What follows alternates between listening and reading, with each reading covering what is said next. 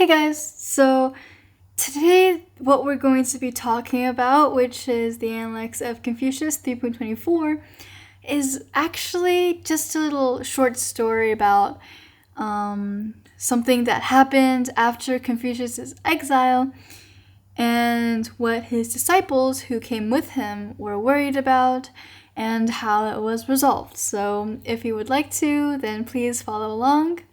But there's not really a lot of, information that I can talk about here because it really is just a story.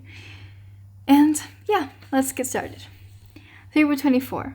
A border official from the district of Yi asked to have an interview with Confucius, saying, "I have never been denied an interview with a gentleman who has come to this place."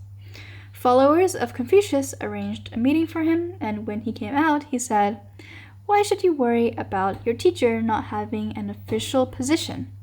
The world has been without the way for a long time now. Heaven is about to use your master as the wooden tongue of a bronze bell." So you can imagine that when Confucius and his disciples were walking to a borderline for the district of Yi, which is like a little town, I suppose. And then the the warden who stands there just says, "I know a gentleman when I see one, so can you please meet with me?" And Confucius's disciples agreed. And then when the warden realized what they were kind of worrying about, then the warden said, "Why should you worry about your teacher not having an official position?" So Confucius, before this event, had been exiled, and so he was just without a job. And so his disciples were worried about him being like unrecognized by the government.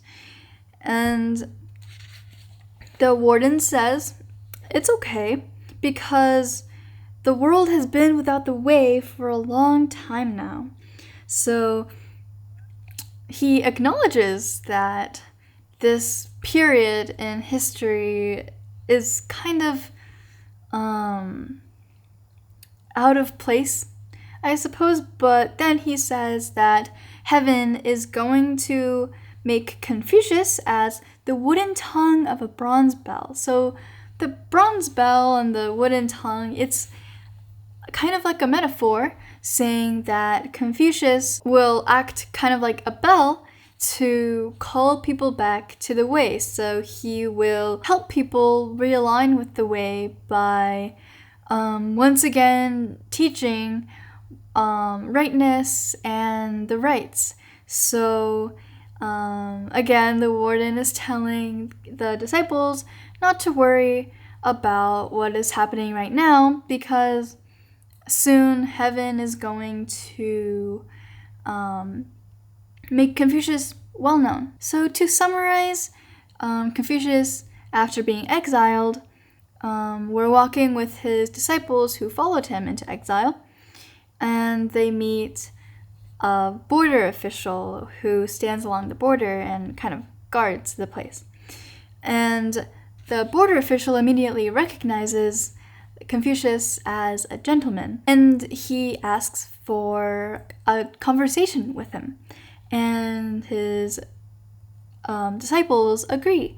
And when the warden or the border official finds out what the disciples are worried about, he tells them not to worry, because heaven, which you could interpret as fate, would allow Confucius to gain more influence over the people and help them realign with the way more than he could when he was an official. And yeah, have a great rest of your day, and I will see you in the next one. Bye!